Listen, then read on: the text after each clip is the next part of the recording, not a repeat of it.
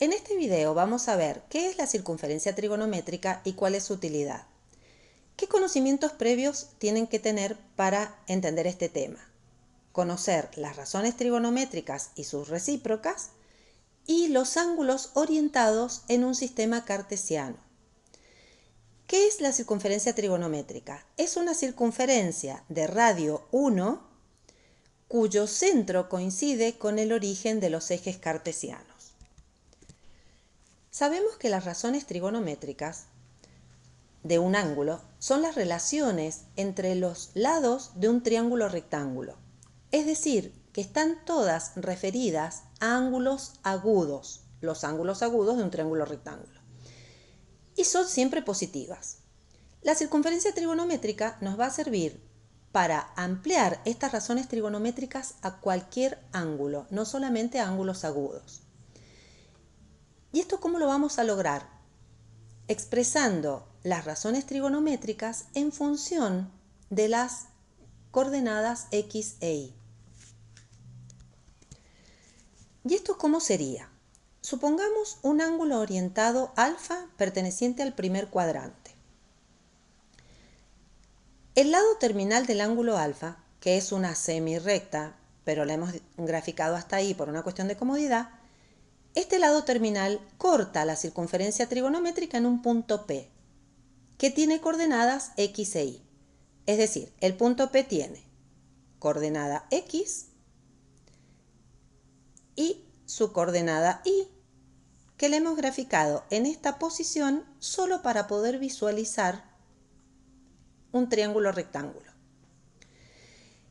Entonces, sabemos que el seno es el cateto opuesto de alfa sobre la hipotenusa, es decir, y sobre 1. Por lo tanto, el seno del ángulo alfa es simplemente y. X sería el cateto adyacente. Sabemos que el coseno de alfa es el cateto adyacente sobre la hipotenusa, es decir, x sobre 1. Por lo tanto, el coseno de alfa es simplemente x. La tangente, cateto opuesto sobre cateto adyacente, es decir, y sobre x. A partir de estas podemos definir las razones trigonométricas recíprocas. Recordemos que la cotangente es la recíproca de la tangente.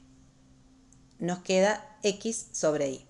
La secante es la recíproca del coseno, queda 1 sobre x. Y la cosecante es la recíproca del seno, queda 1 sobre y.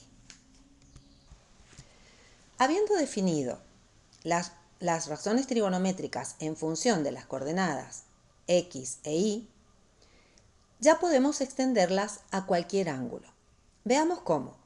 Supongamos que tenemos un ángulo orientado en el segundo cuadrante, cuyo lado terminal corta la circunferencia trigonométrica en un punto.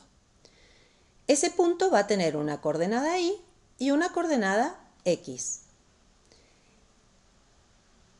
Pero justamente, como las coordenadas ya no son siempre positivas, las razones trigonométricas tampoco van a seguir siendo positivas siempre.